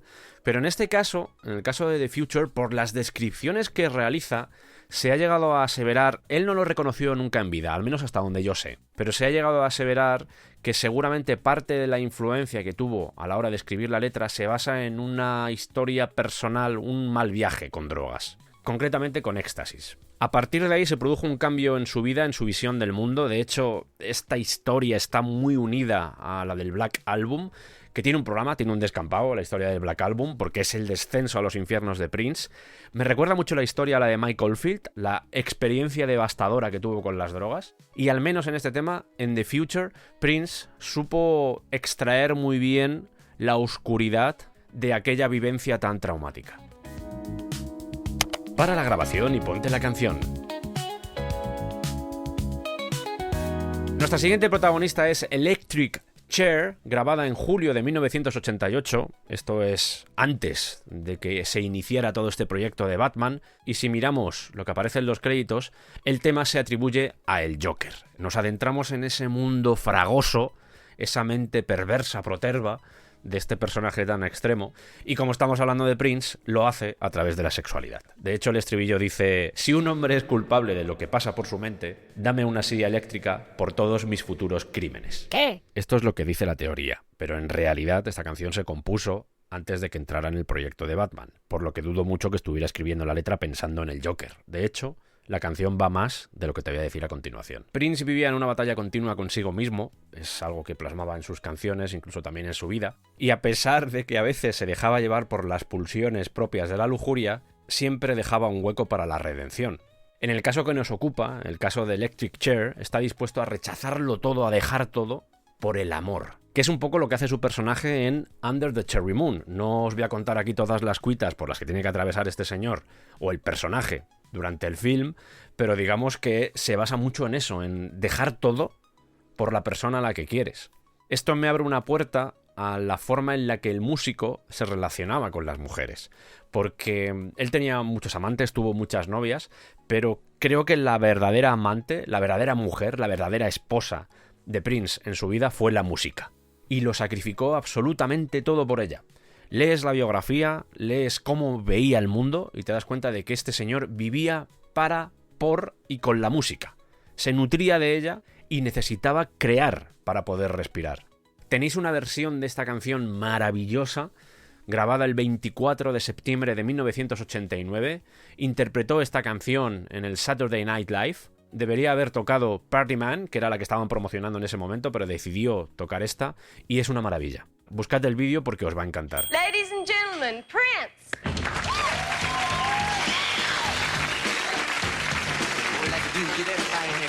Por cierto, Electric Chair tiene una remezcla también de William Orbit. Para la grabación y ponte la canción. Si quieres, claro. El tercer tema del disco es The Arms of Orion, grabado 4 días después de visitar los sets de Batman, un 25 de enero de 1989, fue la primera, de hecho, que se registró, y es una canción interpretada por Prince y por Sheena Easton, que ya habían colaborado previamente en Sign of the Times, en You Got the Look, ahí ya habían hecho un dueto, y aquí vuelven otra vez, aquí regresan a cantar juntos. No quiero ponerme muy pesado con este tema, pero he llegado a leer que fue novia de Prince, para variar. No sé si muchas veces era que cada vez que veían a una mujer con Prince ya era novia, o directamente era algo conocido por todo el mundo. A mí personalmente me da igual, pero dado el cariz que posee esta composición, pues está bien que lo sepáis, que tenían algún tipo de relación o habían tenido algún tipo de relación. ¿Por qué? Porque esta canción va sobre dos personas que se aman, pero que están separadas por la distancia. Me imagino que al estar hablando de Batman habrás inferido que nos estamos refiriendo indirectamente a Vicky Vale y a Bruce Wayne. De hecho, Prince haría de Bruce y Sheena Easton haría de Vicky. Ambos están en su dormitorio observando las estrellas y se dan cuenta de que a pesar de que hay mucha distancia entre ellos, las estrellas siguen siendo las mismas y siguen estando en el mismo lugar. Cuando Sheena Easton presenta la letra de esta canción a Prince, porque él hace la música pero la letra es de Sheena Easton, según palabras de Anna Fantastic, Prince no tenía muy claro qué era eso de Orión. Metallica 1, Prince 0. Pero le terminó explicando en qué consistían las constelaciones y así entendió qué se escondía detrás de la letra. Es una canción que está bastante denostada entre los fans, a mí me sorprende. Suena muy Disney, si la buscáis en cuanto acabe toda esta explicación. Os va a sorprender, porque, insisto, suena muy a película de Walt Disney, y esto no lo digo como algo malo, ni mucho menos. Es bonita. Tiene un piano eléctrico que, según cuenta Anna Fantastic, tuvo que conseguir ella, porque Prince no lo tenía en el estudio, un Wurlitzer, el famoso Wurlitzer que he mencionado antes. Atención, pregunta. ¿Estaba pensando Sheena Easton como autora de la letra en la historia de Batman? Seguramente no, pero como os he dicho antes, si tienes una maleta y no cierra, si te sientas encima seguramente cierre. Salió como single el 16 de octubre de 1989 y la cara B de ese single es I Love You in Me. Sí, lo has entendido bien. Y no voy a decir nada. Para la grabación y ponte la canción, incluida la segunda con título guarro. A mediados de los 80, Prince creó un proyecto que se llamaba Camille, en el que supuestamente cantaba una mujer. En realidad era él con la voz modificada. Este proyecto no vio la luz hasta muchos años después, pero esta canción, este Party Man, suena un poco a lo que estaba haciendo en ese momento. En realidad, esto lo grabó en marzo de 1989 y fue una de las últimas creaciones que hizo para la película. En breve te explico por qué. Party Man surge de su primer contacto con Jack Nicholson en los estudios de Pinewood. No lo conocía, pero cuando se produce ese encuentro, Jack Nicholson entra en la habitación, se sienta, pone una pierna sobre la mesa y lo primero que piensa Prince es «¡Hostia, este tío es chulísimo!». Y que Prince diga eso ya tiene mérito, ¿eh? ¡Qué chulo es este tío! Me recuerda mucho a Morris Day. Y a partir de ahí surgió toda esta idea del hombre que trae la fiesta consigo. Madre mía. Este tema, como te he mencionado antes, es el que suena cuando el Joker y sus esbirros entran en el museo a destrozar las obras de arte. Un momento que ya aparecía reflejado en la serie de los 60 en un capítulo que se llama Pop Goes the Joker, por si queréis buscarlo. I do the jokes around here, Wayne. I say that was one of your better ones. Oh, you're very funny, Wayne. But the joke's on you. No sé si es un homenaje, no sé exactamente si estaba así pensado desde el principio, pero la reverberancia es obvia. Echando un ojo a la letra, lo que está claro es que Prince, en este caso, se identifica bastante con el Joker desde el punto de vista de aquellas personas que son capaces de reescribir las reglas. Los rebeldes, por llamarlos así. Lo que había sido Prince durante toda su vida, vaya. Y en este caso, que la canción se supone que está escrita a través de los ojos de el Joker, lo que viene a decirnos es que ha llegado un nuevo rey a la ciudad y que no hay nadie mejor a la hora de organizar fiestas. Estupendo. Porque esta canción se compuso en marzo de 1989, porque en realidad estaba sustituyendo a otro tema. En una entrevista, Matt Larson señalaba que este Party Man era el reemplazo de Baby I'm a Star, que era la canción que originalmente sonaba en la escena del museo, y que habían cogido el tempo original de Baby I'm a Star y lo habían utilizado para crear este Party Man. Yo, como estoy medio loco, lo que hice fue comprobar si realmente eso era cierto. Entonces me puse a mirar los beats por minuto y me di cuenta de que no coincidía. Pero sí me di cuenta que coincidía con el otro tema que habían utilizado a la hora de rodar algunas escenas o incluso para el montaje, que era 1999. Party Man va aproximadamente a 118 BPM, 118 en un minuto, y 1999 va a 119 BPM. La diferencia es de tan solo 1. Me puse a rascar un poco más sobre este tema y resulta que antes de entregar este Party Man, Prince envió Rave Unto the Joy Fantastic, una canción que se llamaba así, y Tim Burton se la rechazó, por lo que al final Party Man acabó formando parte de la película. Esto de usar un tempo igual o muy parecido, estamos hablando de una diferencia muy pequeña, incluso es posible que ambas coincidan, esto depende muchas veces de quién lo mida. El hecho de que se fijaran en el BPM es porque en esa secuencia, en la secuencia del museo, salen bailando. Y si tú ponías una canción que era más rápida, iba a quedar muy raro, gente moviéndose a destiempo. Entonces, para evitarlo, decidieron utilizar el mismo BPM. ¿Me estás diciendo, Sergio, que si pongo 1999 de Prince en esa secuencia queda bien? Efectivamente, y sí, ya haré la prueba y lo subiré a redes porque va a ser curioso.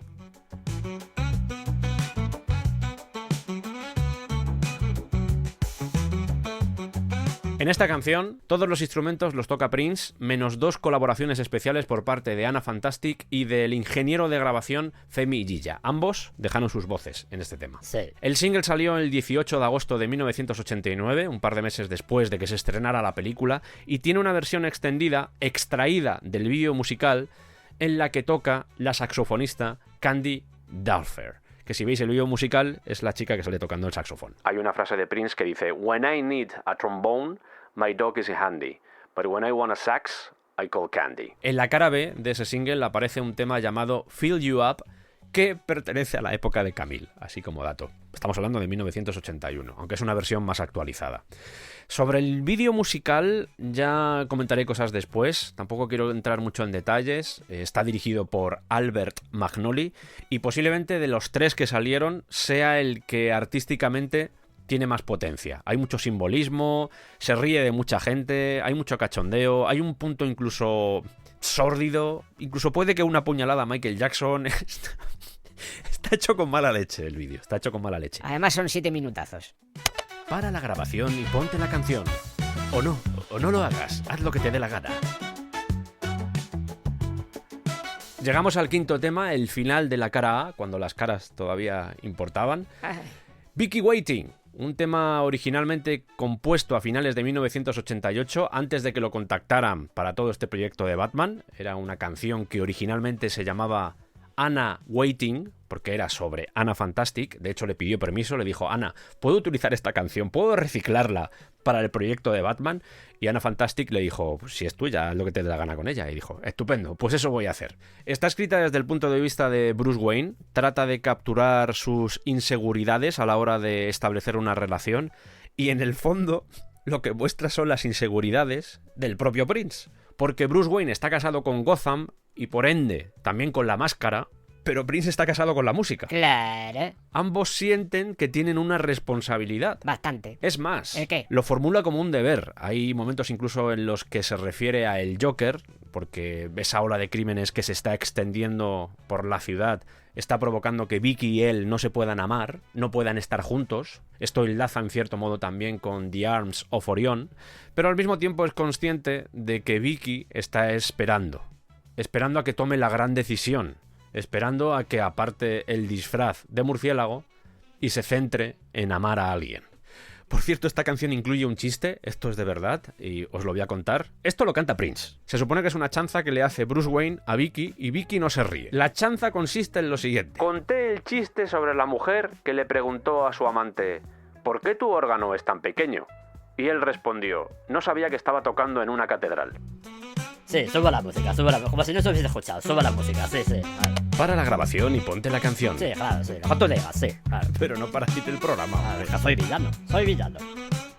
A Trust, el sexto tema, le sucede lo mismo que a Party Man. Es también un reemplazo de otra canción que se había usado en la película. Durante la secuencia del desfile, el desfile por los 200 años, el aniversario al final de la ciudad de Gotham, escuchamos una música. Esa música originalmente era Baby I'm a Star, después fue 200 Balloons, y eso al final fue sustituido por este Trust. Esa es la razón por la que se compuso en marzo de 1989. Regresando otra vez a lo de los BPM, Baby I'm a Star tiene 138 y Trust cuenta con 137. De nuevo, la diferencia es mínima. Si la extirpamos del contexto de la película, la letra lo que viene a decirnos es la historia de un señor que le está diciendo a su amante que confíe en él. Si esto lo llevamos al contexto del Joker, tiene otro significado. Le está diciendo a la ciudad: confiad en mí, yo soy bueno, libertad, dinero, mientras os mato a todos con unos globos. Este punto de vista del Joker sufre una ruptura justo al final de la canción, que es cuando Prince recupera la voz. Recuerdo que las canciones están escritas desde el Joker, desde Batman, desde Bruce Wayne, desde Vicky Vale y desde Gemini. Prince no aparece como personaje y es justo al final de este Trust, con todo el significado que vamos a ver a continuación, cuando la figura de Prince irrumpe con una frase. ¿En quién confías si no puedes confiar en Dios? ¿En quién puedes confiar? ¿En quién puedes confiar? En nadie. Prince hace bastante hincapié durante el álbum en que la gente necesita de brújulas morales y reitera, esto ya lo he mencionado, todo el tema de las creencias cristianas para conectar con la moral de Batman.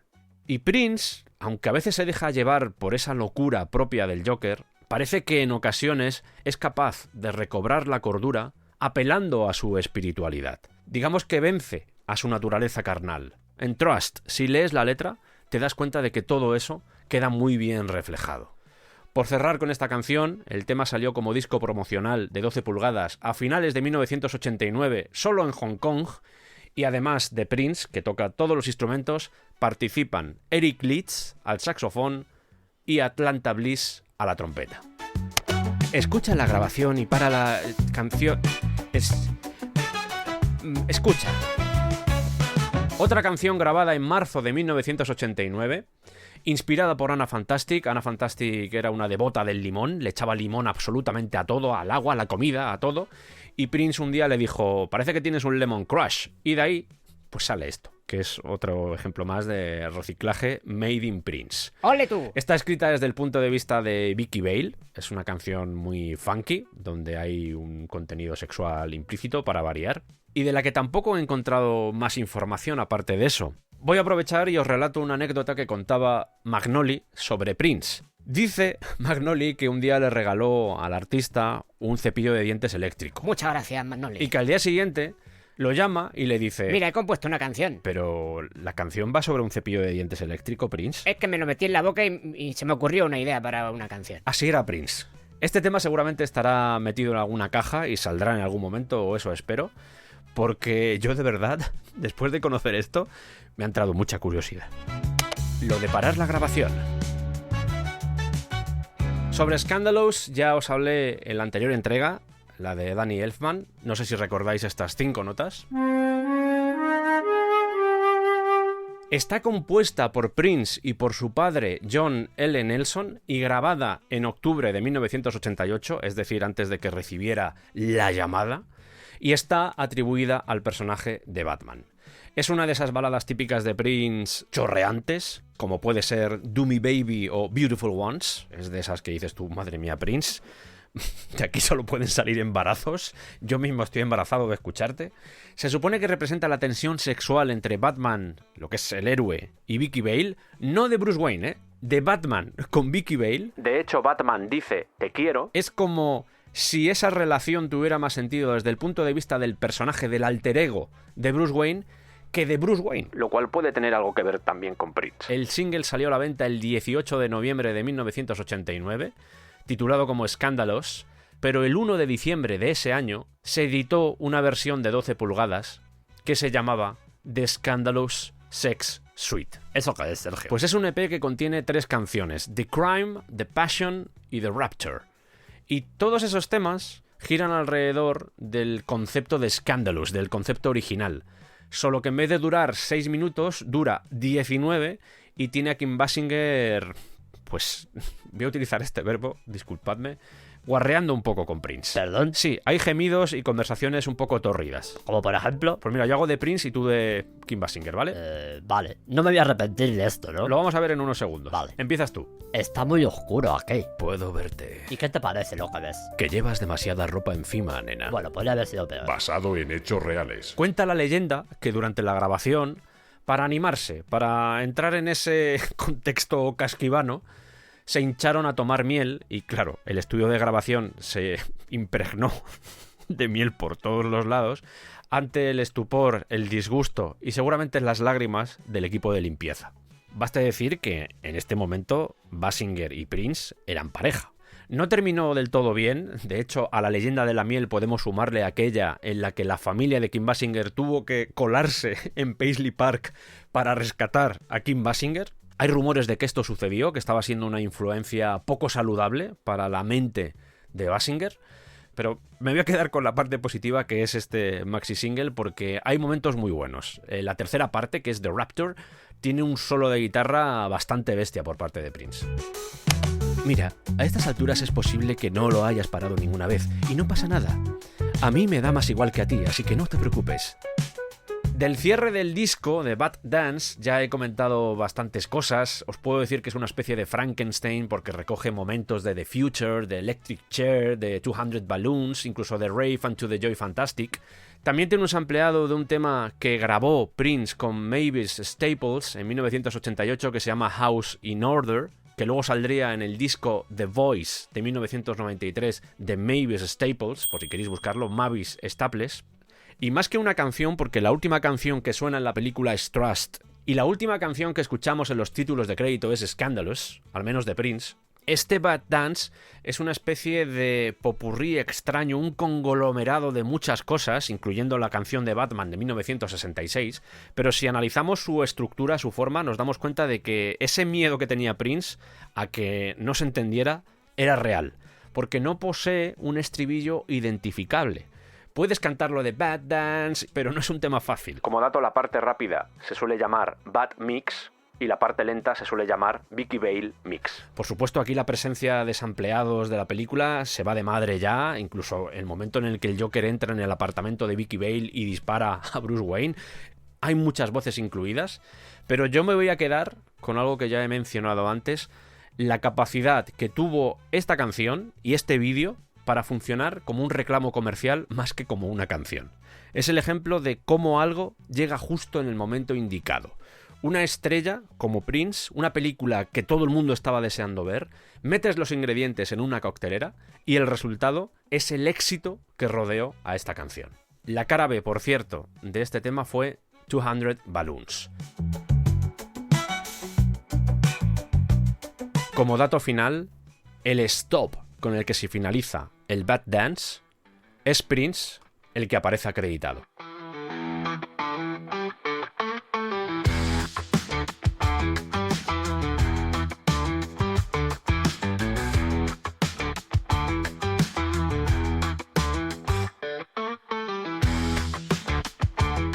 Todavía quedan cosas por contar, así que quédate aquí con el de regalo. Hay que cambiarle las pilas. Vamos a ver. Listo. Lo hemos hecho en tiempo récord.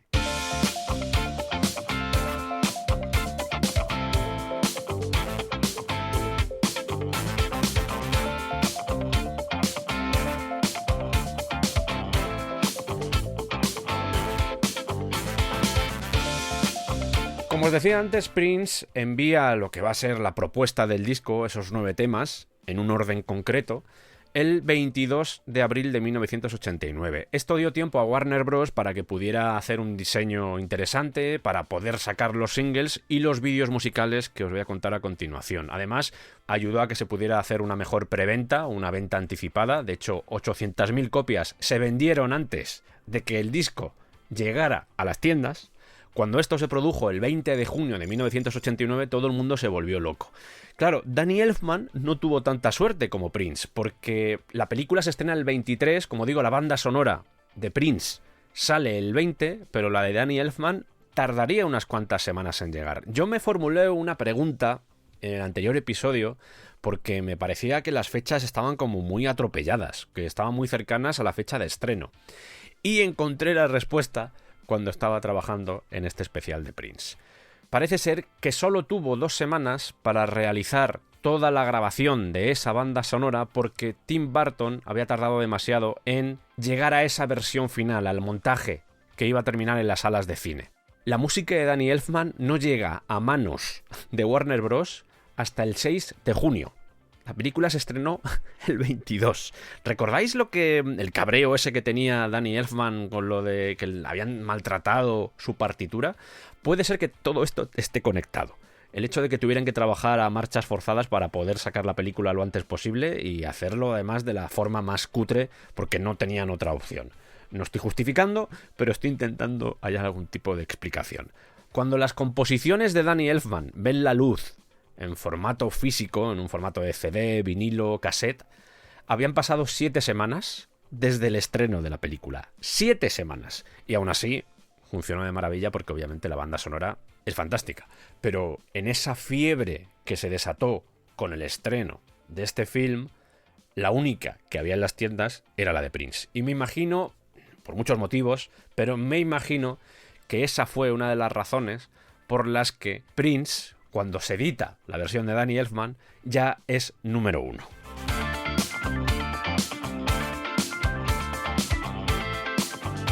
La película, la música y en consecuencia Prince estaban en todos los lados. Además, el vídeo de Bad Dance había desatado la locura porque, como he dicho antes, era esa puerta que nos conectaba con lo que iba a ser Batman. Y el éxito que tuvo fue mastodóntico. Había salido 12 días antes de que se editara el disco, 15 días antes de que se estrenara la película, y fue como el aperitivo que todo el mundo necesitaba para perder la cabeza. En 2 meses, el álbum fue certificado como doble platino por la venta de 2 millones de copias, en solo 2 meses. Esto en Estados Unidos. Y se mantuvo en el número 1 durante 6 semanas consecutivas.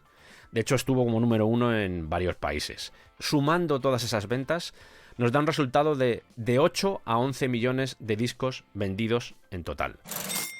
Que también os digo que hay no lo mismo 8 millones que 11 millones. Pero bueno, sabemos que estamos hablando de venta de discos y a veces es difícil contabilizarlo.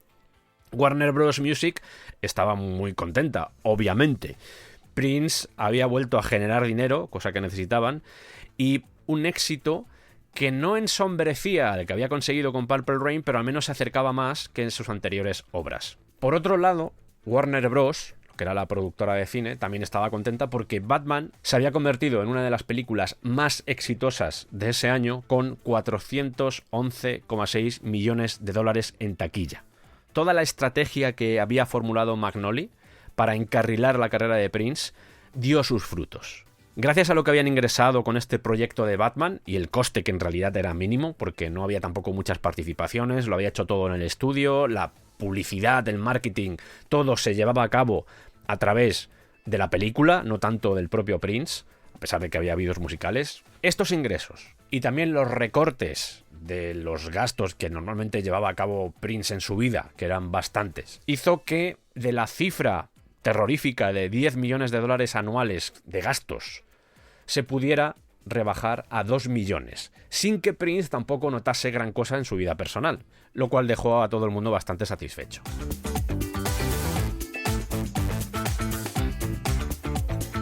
Sobre los vídeos musicales, voy a pasar un poco por encima sobre todo del Bat Dance, más allá de todo lo que he mencionado, que es un poco el puente entre lo que es la película de Batman y la versión más campy de los 60, que era precisamente lo que le gustaba a Prince. Magnoli es el director, dirige Bat Dance, dirige Party Man y Scandalous. Yo son vídeos musicales que os recomiendo porque a nivel artístico, algunos más que otros. Pero el de Party Man a mí me resulta muy interesante.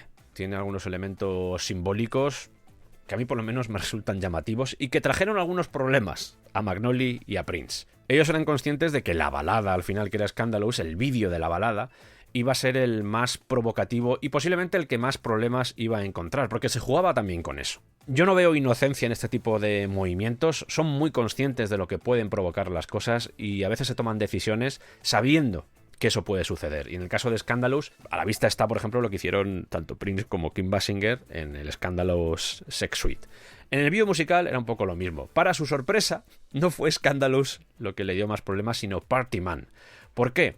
Porque la MTV en este momento estaba un poco reacia a ciertas cosas. En el momento en el que alguien llamaba por teléfono, que en esta época todavía se llamaba por teléfono, aunque también imagino que enviaban cartas, y realizaba algún tipo de queja, es que este vídeo musical pasa esto, es que esto lo ha visto mi hijo y ahora mismo está súper traumatizado, todas esas mierdas que se siguen utilizando incluso a día de hoy.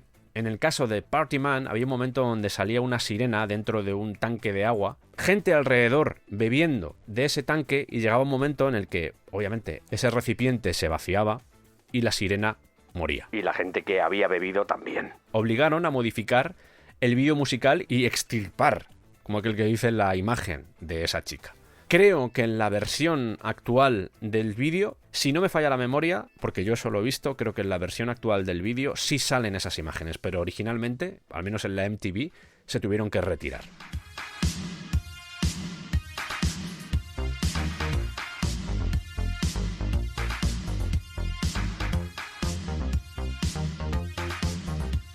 Tras la producción de estos 3 vídeos musicales, Magnoli idea un plan para desarrollar The Dawn, El Amanecer, un musical de 30 millones protagonizado por Prince en 2 papeles. Pero antes de ponerse con ese proyecto se va a ayudar a Andrei Konchalovsky a terminar Tango y Cash. Esto es en serio, ¿eh? La película de Sylvester Stallone y Kurt Russell, que parece ser que fue todo un poco traumático. Bueno, pues Magnoli fue a intentar ayudar. ¿Recuerdas aquello que le hizo prometer Magnoli a Prince sobre a mí me vas a dejar hacer otras cosas porque yo tengo algunos deseos, algunas inquietudes creativas y me apetece hacer o participar en otros proyectos? Y Prince le dijo que sí. Bueno, pues no iba a ser tal cual. A finales de 1989, dentro de lo que va a ser este proyecto de Dawn, Magnoli le dice, vamos a empezar con la producción en primavera-verano de 1990 y ya un año después, en la primavera-verano de 1991, pues yo me imagino que la película estará terminada. Y Prince le dice, me gusta mucho lo que dicen, me gusta el concepto de The Dawn, todo muy bien, pero no voy a esperar 18 meses. Necesito esa película en los cines en los próximos 4 meses. Y le dice Magnoli, hombre, pero no puede ser. Pues entonces te vas a tener que dedicar a tus cosas, porque no podemos seguir adelante. Según comenta Magnoli, esto tampoco fue, lo seguía considerando, seguía teniendo aprecio a Prince, porque el tiempo que estuvieron trabajando juntos fue excelente. Fue muy corto. Yo es una pregunta que me había formulado en numerosas ocasiones porque había leído que Magnoli había sido manager de Prince y no entendía muy bien cuál era el concepto y era este. Así que yo también he aprendido parte de la historia. y vuelve a demostrar cómo Prince estaba más enfocado en el a corto plazo y producir que en algo que llevara más tiempo. No porque eso tuviera o no tuviera más o menos calidad, sino porque era explosivo. Y me imagino que se apasionaba, al igual que le sucedía con las novias, se apasionaba, se enamoraba de las cosas, de hacer cosas, pero al mismo tiempo esa magia inicial, ese fragor, iba desapareciendo con el paso de los días. Y él era consciente y decía, yo no puedo estar 2 años o 18 meses para sacar adelante un proyecto. Yo necesito hacer las cosas ya. He chasqueado los dedos. Voy a hacerlo otra vez. ¿Qué sucedió? Que a finales de 1990 apareció Graffiti Bridge, dirigida por Prince. Que no funcionó muy bien, no vamos a negarlo.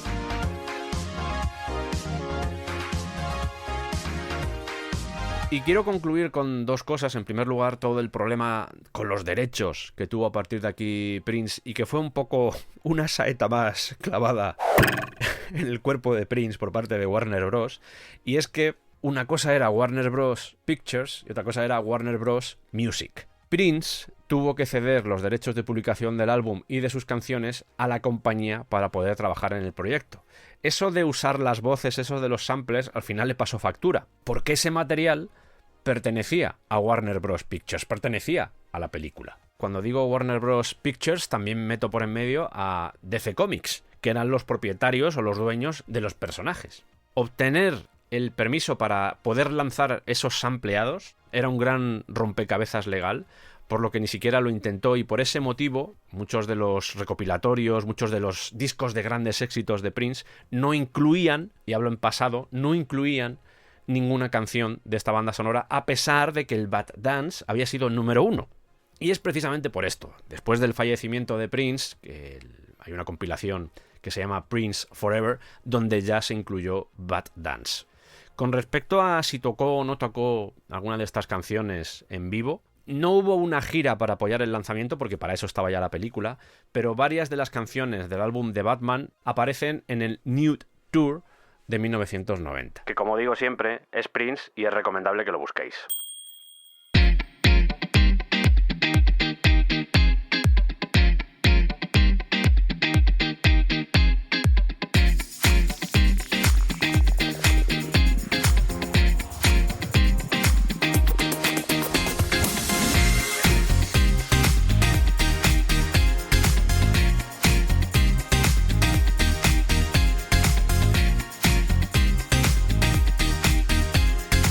Como exponía al principio de este especial, mi relación con este álbum de Prince siempre ha sido un poco distante. No es uno de mis favoritos, no es uno de los que ha tenido más presencia en mi vida, pero gracias a este especial y sobre todo a la parte también de las canciones en las que no he podido adentrarme demasiado para no hacer esto eterno, ha hecho que al menos lo disfrute de otra forma. No es la primera vez que realizo este tipo de viajes en el que un disco que no me llama la atención o un artista del que tengo poco conocimiento o no he escuchado tampoco demasiado, de repente gracias a estos programas, a estos análisis, a sumergirme en lo que es la historia de su creación, en cómo se gestan las canciones, se cambie, se modifique mi percepción de una obra artística. Y esto es un ejemplo más. Deduzco que es algo que también te sucede a ti en ocasiones con algunos de esos programas musicales que hago de vez en cuando, y yo comparto también esa sensación. Esto es, como digo, un ejemplo muy claro de ello. Esta banda sonora de Batman, el Batman de Prince, que para mí es más un disco conceptual que una banda sonora, aunque hay rumores que dicen que hizo la música para toda la película. Yo me quedo con lo que tengo en las manos, porque lo otro no lo he escuchado, más allá de las caras B, 200 balloons y todas esas cosas. No he escuchado lo que es la banda sonora en sí, sino que canciones sueltas que sí que estaban inspiradas en el concepto de Batman, pero que tampoco reflejan lo que hay en la película, o al menos la idea que tenía Tim Burton de lo que era la película, que al final tú como compositor es lo que tienes que complementar. Aquí Prince no deja de ser Prince. Sigue su personalidad, sigue su forma de trabajar, y lo único que hace es trasplantar el concepto que imbrica a esta producción a su forma de ver la música. Y es lo que es este álbum. La visión de Prince tamizada por ese amor que profesaba al personaje.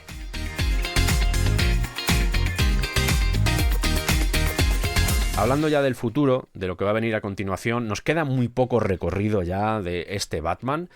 Como ya he mencionado alguna vez, creo que son muchos capítulos, pero al mismo tiempo estoy muy satisfecho de lo que estamos haciendo. Estamos haciendo, creo que, un gran trabajo de lo que es directamente coger una pala y empezar a quitar tierra para encontrar la mayor cantidad de información posible. Y una película como Batman creo que se lo merecía.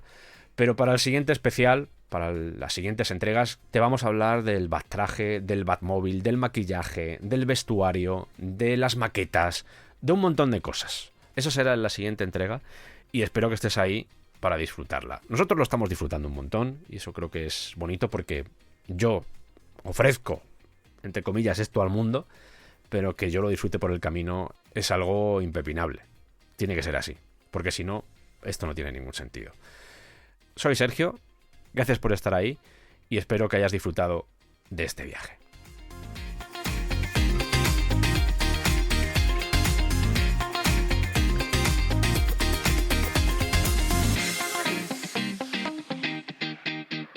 Síguenos en redes y únete al Patreon del Descampado. Es muy fácil y por muy poco al mes podrás disfrutar de contenido extra como análisis de discos, videoblogs, cineclubs, curiosidades, documentación, making of de los programas, etcétera, etcétera. Además estarás apoyando a que este proyecto pueda seguir adelante. Ayúdanos a seguir creciendo como un pepino in the middle of the huerto. Y si queréis algo de merchandising, ya sabéis, Arkham Creations. Arkham Creations.